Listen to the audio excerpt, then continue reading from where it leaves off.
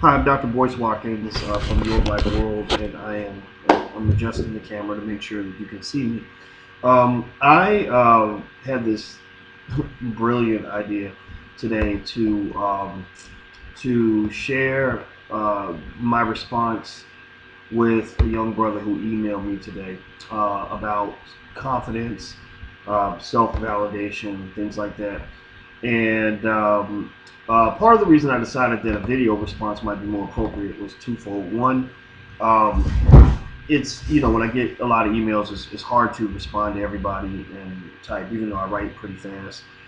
Sometimes you're just like drained and you can't respond to everybody as quick as you want. The second thing is that I felt that for this brother, a face-to-face video response might be the best approach. That's better, I think, or almost as good as talking on the phone or talking in person. As you can imagine, I don't have a lot of time to talk on the phone, or I don't really talk to hardly anybody because phone conversations eat into your time. Now, the brother, his name is Melvin, and Melvin is a 22-year-old college student. And basically, I'm going to read the letter to you so that you can know what he said and what I'm saying in response. And also, the reason I'm making this response public is because I read it and I said, okay, I think that there are probably a lot of young people who have similar challenges, and I want to make this available to everybody.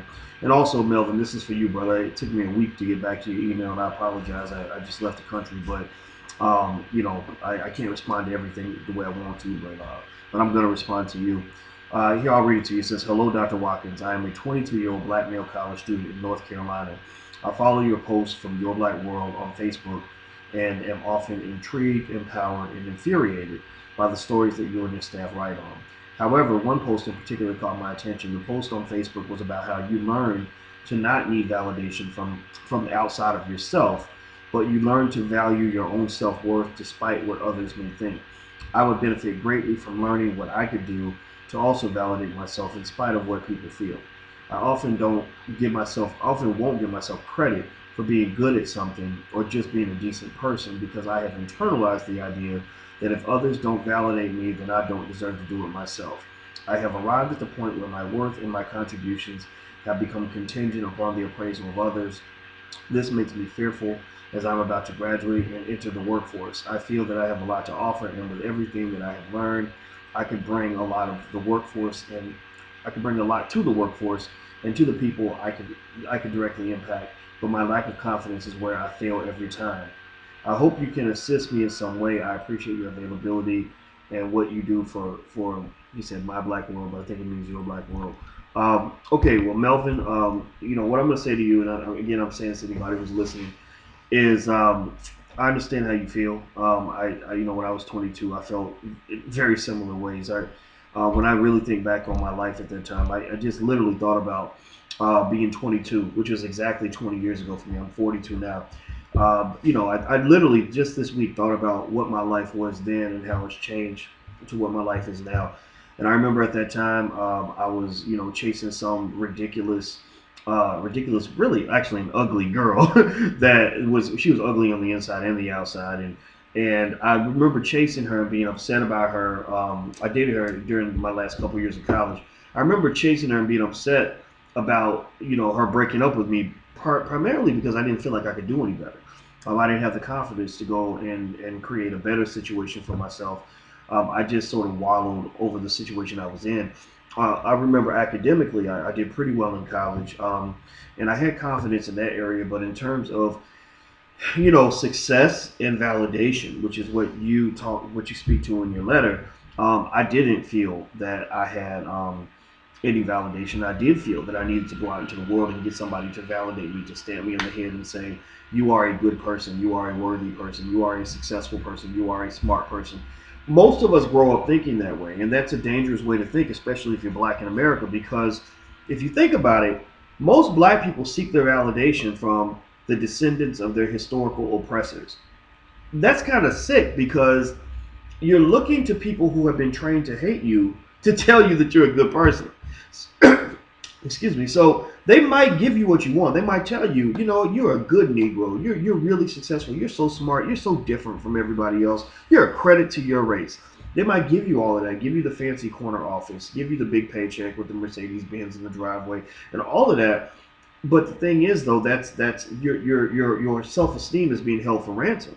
That means that if you don't keep paying your dues by bowing down to that oppression, by allowing them to treat you a certain way, by allowing certain injustices to walk right past you,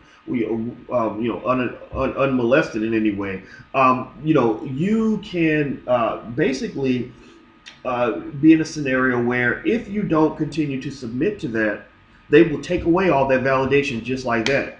That powerful job you had that made you feel like you were somebody because you were vice president of IBM or whatever, that would be gone. The big money you had that made you feel like you were a successful person, that could be gone. The fact that people like you, that would be gone. And I can tell you, and it takes time to go down this journey. I mean, it took me a long time to get there, but one of the things I kind of learned is that gaining that ability to validate yourself is incredibly important for your personal freedom. And I think about, for example, when I first started to write for the public, that was when I was about 24 years old, and I was at University of Kentucky in graduate school. I remember that there was a little buzz initially because that was when I first realized that, oh my gosh, I can write. I'm pretty good at this. People like this. And on that campus, it was kind of cool. I was like a celebrity. All the students knew who I was. They either loved me or they hated me. People knew me better than they knew the basketball players. And if you're from Kentucky, you know how big that is. Basketball is huge in Kentucky, and I enjoyed it for a while. Because it's nice when people are coming up saying, "Oh, I love your article. You're so brilliant. Tell me what you think." Here's the problem, though. When people were validating me and telling me that they liked me, that made me nervous about saying things that maybe people didn't like, or maybe saying something controversial or something that people didn't agree with. And so that became just as much of a burden as dealing with the people who didn't like me. The people who didn't like me, there was no pressure there because I wasn't trying to impress them. It was the people who liked me that made me feel that pressure because I was like, wow, if I say something they don't like, they're not going to like me anymore. I'm not going to be cool anymore to them. They're not going to want to be my friend anymore. And so eventually my policy on that kind of got to the point where I just said, I'm going to write and say what needs to be said. I don't care if you like me, if you don't like me. If you do like me, I encourage you to find a reason not to like me so that we can at least agree to disagree, that there are going to be times where we're not going to see eye to eye, but there's mutual respect. I want you to respect me, not because I say something you agree with, but I want you to respect me because I do my best to be an intelligent, conscientious black man who's committed to speaking the truth. If you want to respect me for that. But don't respect me because you think I'm also a liberal, or you think that I love the Democratic Party as much as you do, or you think that I have certain values that you hold dear. That's not going to always work. So the point is that, I think, you have to find a way to internally generate that light inside of you, that light that tells you that you are a worthy person. You got to get it internally. You can't get it from out there, from all those other people, because unfortunately in America, and I'm sorry to say this, it may even sound defeatist, but America does not love black men. America is a country that wants to see black men in prison. They want to see us dead. And if we're not in prison or dead, they want to see us as slaves in other capacities. They want to see us bowing down to them. And that's why a lot of brothers, a lot of educated men I know, can't fit into major corporations. They can't fit into big organizations or big universities because the minute you puff your chest out as a man, they're looking at you and expecting you to turn back into a little boy.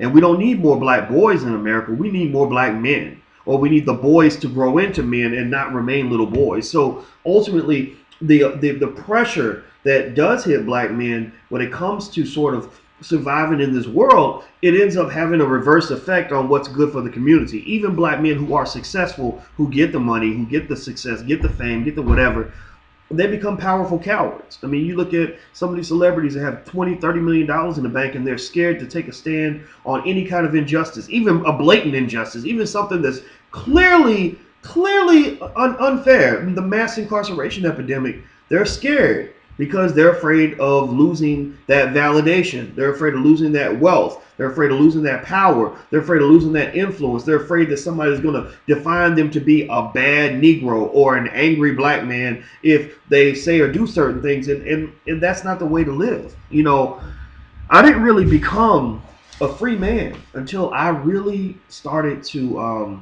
rely on my faith to make me believe that I can do this, that I'm as worthy as anybody else, no matter what anybody says. And maybe sometimes it's a matter of just repeating it to yourself. I am as good as everybody. In fact, the thing I always said to myself is that, um, what, let me make sure I say this right. I am as great as anybody I meet, and nobody's better than me. Or it was something like that that I would say to myself, and basically it means that I can do anything in this world, and my confidence is through the roof in that regard. But at the same time, I don't see myself as being better than anybody else. I think that's what it is. That I'm not better than anybody else, but nobody's better than me. That's what I used to say to myself. So basically, you put your head in the clouds and your feet on the ground at the same time. You don't want to walk around arrogant. And that's what a lot of people do. They cover up their insecurities with extreme arrogance, which only makes you an asshole. It makes people not want to be around you. I think that going to the extremes in terms of confidence and humility can go a long way, because a confident and humble person is the person who makes themselves great by lifting other people up. In fact, that's what I call Jesus power. That's to Jesus, for example, is, and again, I'm not a super religious person. I don't go to church that much and all that, but I respect and love the legacy of Jesus. And the reason, one of the reasons I respect it is because if you look at the life of Jesus, you saw a person that was very humble. He could go kick it with the prostitutes and the poor and everybody else. He wasn't trying to hang out with royalty or powerful people and all this stuff to validate himself. He didn't need all that. He's like, I'm the son of God. I don't need validation from any of you. I'm here to just do what's right. So he could go hang out with anybody, but he also made himself powerful by empowering other people. He built himself up by lifting other people up, and I think that's the kind of person you want to be. And so the key is that you have to practice being that person. You might start off in life and be trying to put on a size 15 shoe, and you got a size 8 foot. That means that you got to just put the shoe on and make your feet grow. You're not going to be the man that you want to be right away. I remember I used to have a list of what Boyce Watkins is as a man, what a true Boyce Watkins is supposed to be. And I had this list of maybe 10 or 15 things about, characteristics that define what this man does and who that man is. And I still haven't lived up to that man yet. I still haven't. But the gap has closed a little bit every year because I'm committed to that growth. So that's the key. You have to really commit yourself to growth. It's a day-to-day process. You have to be patient with yourself. Part of lifting yourself means loving yourself. That means learning to love who you are despite the flaws. I mean, you can't sort of look at yourself and say, okay, I love these things about me, but I hate these things about me. No, you got to love all of you and accept all of you. And when you see something there that's, something that draws on an insecurity or creates an insecurity, like, oh, I'm too short, or oh, I'm not smart enough, or oh, I don't run fast enough, or oh, I can't talk to the girls the right way, or whatever. Like, you have to accept the fact that you're not perfect, but neither is anybody else. There's nobody out here better than you. The only difference is that there are people out here who might think they're better than you, and it might convince you that they're better than you, and then they become better than you because they believe they're better than you, and you believe they're better than you. So then that mentality becomes a reality. So I would say that it all begins inside of yourself, and it's something you have to practice. It's something that doesn't come every day.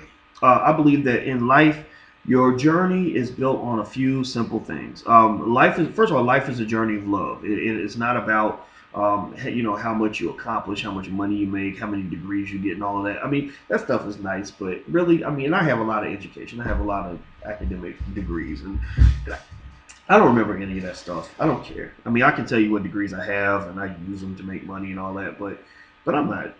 That doesn't really matter that much to me. How much money I've made does not matter that much to me. I get a kick out of being able to say I've sat next to some really amazing people. Like the Louis Farrakhan's and the Cornell West and things like that. I mean, that's something cool that maybe I could tell my grandkids about.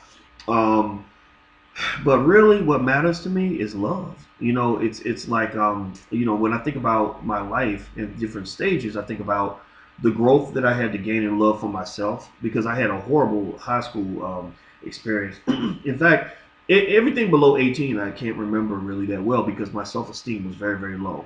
And very, very low. I mean, I didn't love myself. I didn't think anybody else loved me. It was a very hard time. And so the ability to love myself was the most significant part of my journey. And that's what I remember. That's when I became so much of a better man. I remember the love that I've gotten from my family. You know, my late grandmother just passed, and I just loved her so much, and all my other relatives. I remember even love from relationships I had. I never got married, but the women that I did love, each one got a piece of my heart, and that'll always be true. So, really, I think that you want to make sure that you understand that all this stuff out here, in terms of achievements and things you want to getting money and getting success and getting fame or getting, prestige and on some level, that's all nice and good, but it's really just a game. What really matters is what's happening inside of you, and the pinnacle of your reality and the measuring stick of your success in life comes down to one word, in my opinion: happiness. Are you happy? Are you happy with your life? Are you happy with yourself? Are you happy with the things you try to do? Are you happy with the things that you're planning to do? Are you happy with your existence? If you're not happy, then you're kind of lost. You can have $1 billion in the bank, but if you're not happy, you're lost the game. So find your happiness, find your peace, find your confidence, and it all starts with love. Learn to love yourself. Practice loving yourself. Love is not just a feeling. Love is an action. Love is a verb. Loving yourself means loving yourself despite the insecurities, despite the doubts, despite the fact that you know that you might be messed up in a certain capacity. You still love yourself and know that you have that ability to be a better person if you continue to put your mind to it. So don't go into the world with fear. Don't go into the world looking for white people or even black people or anybody to validate you. That's not going to work. That's all temporary. Find yourself, love yourself, and be yourself, and that's going to make you successful. So I hope that was helpful. I didn't mean to be long-winded, but something about Melvin's message just really touched me, and I just really felt compelled to respond. In fact, if any of you want to email me, feel free. My email address it's very easy. It's Boyce@BoyceWatkins.com. Boyce@BoyceWatkins.com. So anybody can remember the email. If you remember my name, you remember my email address. So until we meet again, stay strong, be blessed, and be educated. I am gone. Peace.